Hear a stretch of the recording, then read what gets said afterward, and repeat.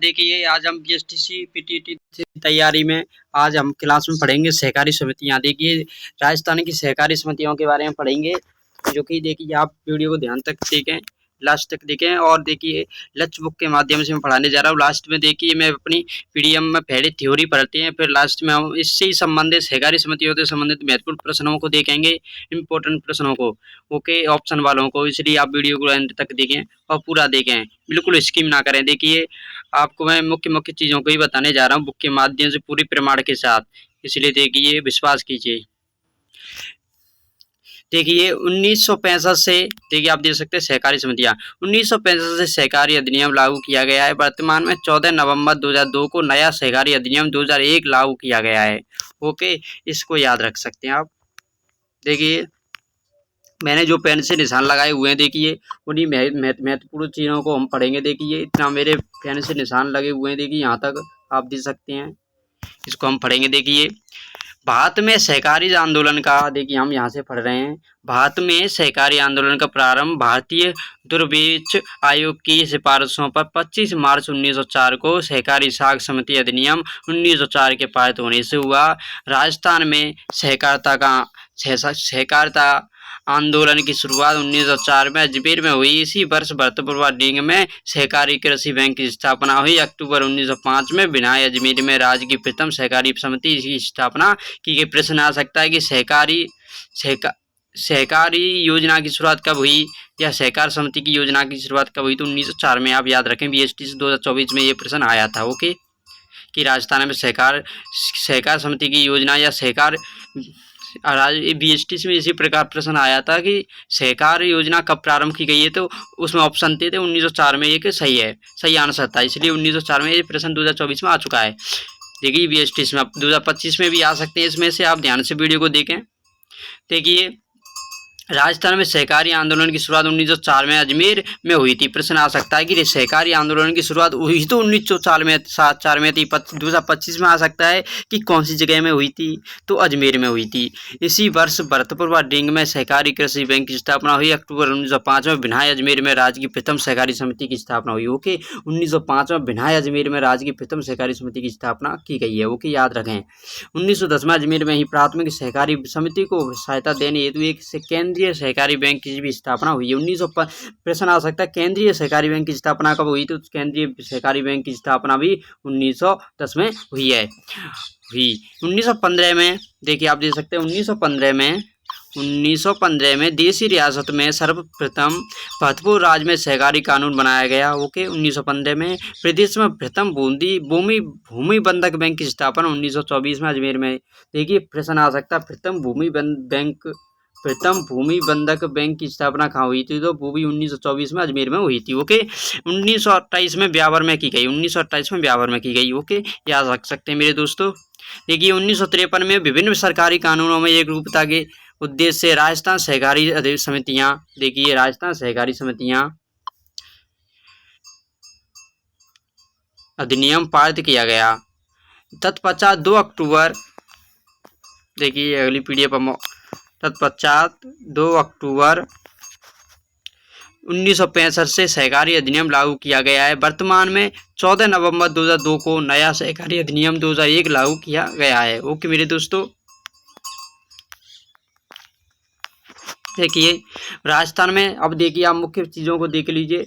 राजस्थान में सहकारी साख व्यवस्था, देखिए राजस्थान में सहकारी साख व्यवस्था, देखिए अल्पकालीन व मध्यकालीन साख, देखिए इसको कहते हैं त्रिस्तरीय व्यवस्था। और देखिए आप यहाँ भी दे सकते हैं दीर्घकालीन साख, इसको कहते हैं द्विस्तरीय व्यवस्था। इसके अंतर्गत जो संस्थाएं आती हैं उनका आप याद रख सकते हैं नाम, क्योंकि महत्वपूर्ण है। देखिए शीर्ष स्तर पर राज्य स्तर पर राजस्थान राज्य सहकारी बैंक है। देखिए जिला स्तर पर आप देख सकते हैं मध्यम स्तर पर केंद्रीय सहकारी बैंक है। और देखिए प्राथमिक स्तर पर, निचले स्तर पर प्राथमिक कृषि सहकारी साख समितियां।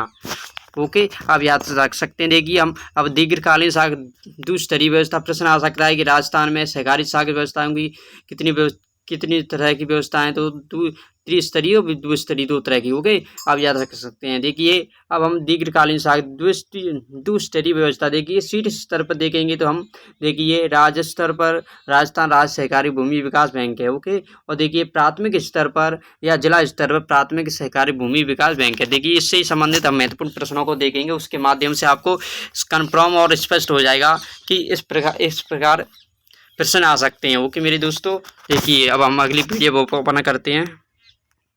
देखिए इस पीडीएफ में देखिए हम कुछ नहीं पढ़ेंगे, नवीनतम सहकारी कार्यक्रम योजनाएं। देखिए यदि आप इन्हें पढ़ना चाहते हैं तो आप पढ़ सकते हैं। देखिए मैंने स्क्रीनशॉट ले सकते हैं, आप पढ़ सकते हैं। देखिए वीडियो को स्किम करके भी पढ़ सकते हैं, रोक कर भी। देखिए अब हम शुरू करने जा रहे हैं वस्तुनिष्ठ प्रश्न जो महत्वपूर्ण प्रश्न होते हैं। देखिए हम वस्तुनिष्ठ प्रश्नों को आप पढ़ेंगे। ओके मेरे दोस्तों, ध्यान से अब वीडियो को देखते जाएं और आंसर देते जाएं। ओके मेरे दोस्तों, राज्य सरकार ने 8 फरवरी 2019 से लागू राजस्थान कृषक ऋण माफी योजना में कृषकों के कितने रुपए तक के ऋण माफ किए हैं? बताइए मेरे सरकार दोस्तों, कितने रुपए तक के ऋण माफ किए गए हैं किसानों के? तो देखिए 2 लाख रुपए तक के।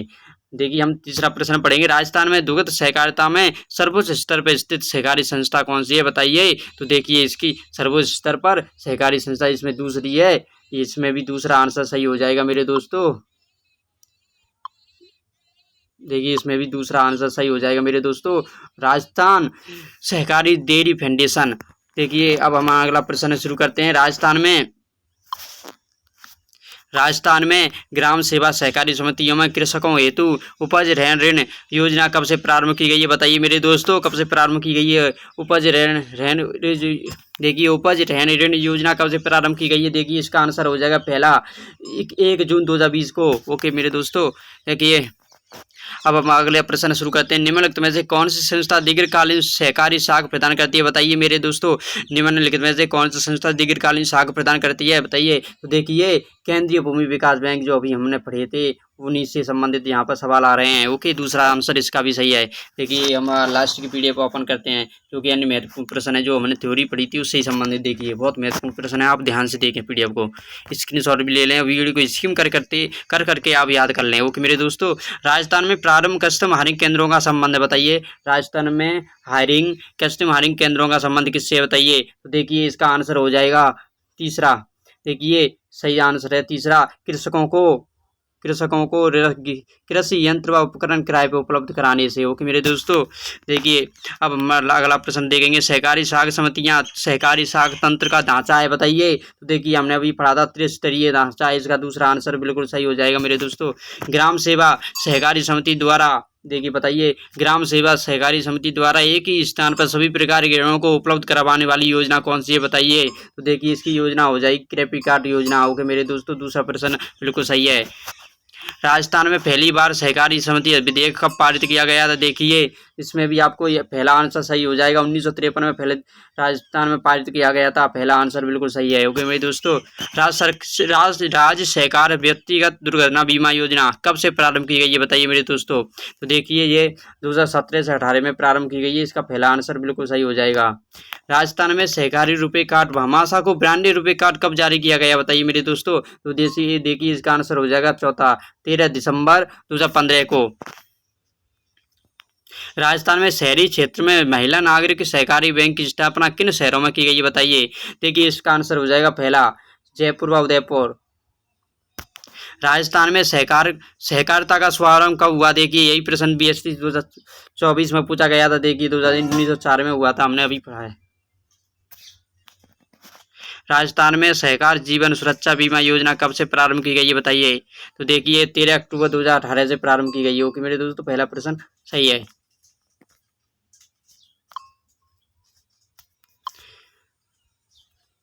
देखिए राजस्थान में प्रथम सहकारी समिति 1905 में कहाँ स्थापित हुई थी? तो देखिए हमने अभी पढ़ा था, आपको पता है, विनाई में स्थापित हुई थी। ओके मेरे दोस्तों, राजस्थान में प्रत्येक जिले के सहकारी बैंक का नाम बताइए। देखिए केंद्रीय सहकारी बैंक, इसका चौथा आंसर बिल्कुल सही है। महिला अभिनी बैंक योजना की शुरुआत 17 जनवरी 2001 को निम्न में से किस स्थान पर हुई है? देखिए आकोली ग्राम जालौर में, आपको याद है पहले ही प्रश्न इसका सही है। महिलाओं के लिए तथा महिलाओं के द्वारा सिद्धांत किससे संबंधित है? बताइए। तो देखिए महिला सहकारिता से संबंधित है। देखिए महिलाओं, आप देख सकते हैं महिलाओं का महिला के लिए तथा महिलाओं के द्वारा सिद्धांत किससे संबंधित है? महिला सहकारिता से। राजस्थान में सहकारी समितियों को सुदृढ़, देखिए हम इस प्रश्न को पढ़ रहे हैं कि राजस्थान में सहकारी समितियों को सुदृढ़ बनाने हेतु कृपि कार्य योजना निम्न में से किस समिति की सिफारिशों के आधार पर निर्मित की गई थी बताइए? तो देखिए इसका आंसर हो जाएगा शिव रमण समिति। ओके। राजस्थान की सहकारी संस्थाओं द्वारा उपलब्ध करवाए जाने वाले ऋण की प्रवृत्ति क्या है बताइए? क्या प्रवृत्ति है? राजस्थान की सहकारी संस्थाओं द्वारा उपलब्ध करवाए जाने वाले ऋण की प्रवृत्ति क्या है बताइए? तो देखिए इसमें अल्पकालीन ऋण है, मध्यकालीन ऋण है और दीर्घकालीन ऋण है। उपयुक्त सभी सही हैं। ओके। देखिए राज्य में कृषकों को उन्नत कृषि आदानों की आपूर्ति सुनिश्चित करने तथा उन्हें उनकी उपज का उचित मूल्य दिलाने में प्रयासरत शीर्ष पर इस संस्था कौन सी है बताइए? देखिए तो देखिए संस्था का नाम है राजफेड। देखिए दूसरे नंबर पे, दूसरे ऑप्शन में है राजफेड। दूसरा आंसर हमारा सटीक है, दूसरा ऑप्शन। विदेश के असंगत वर्ग या यथा श्रमिक का छोटे व्यवसायी महिलाएं, नाई, धोबी, मोची आदि को सहकारी समितियों से आर्थिक संबल प्रदान करने की योजना है। बताइए कौन सी योजना है? देखिए इसका आंसर हो जाएगा पहला सहकार मंगल योजना। सहकार मंगल योजना। विपणन सहकारिता है। बताइए विपणन सहकारिता क्या है?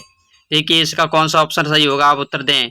कृषकों को उन्नत कृषि आदानों की आपूर्ति सुनिश्चित करना व उन्हें उनकी उपज का उचित मूल्य दिलाना। देखिए इसका पहला आंसर बिल्कुल सही हो जाएगा। ओके मेरे दोस्तों। सहकारी सदस्यों को सस्ती दरों पर आवास उपलब्ध कराना है। आवास उपलब्ध कराना, देखिए उसी के अंतर्गत है। राजस्थान राज्य सहकारी बैंक ओपन बैंक की स्थापना कब व कहाँ की गई बताइए? राजस्थान राज्य सरकारी, देखिए राजस्थान राज्य सहकारी बैंक ओपन बैंक की स्थापना कहाँ की गई है बताइए? तो देखिए ये 24, इसका दूसरा ऑप्शन सही हो जाएगा, 14 अक्टूबर 1953 को जयपुर में। अल्पकालीन सहकारी ऋण वितरण व्यवस्था में राज्य में शीर्ष पर कौन सी संस्था है बताइए? जो कि हमने थ्योरी में पढ़ा था। देखिए तो इसका आंसर हो जाएगा पहला ही, देखिए राजस्थान राज्य सहकारी बैंक ओपन बैंक। ओके मेरे दोस्तों, इसका पहला आंसर बिल्कुल सही हो जाएगा।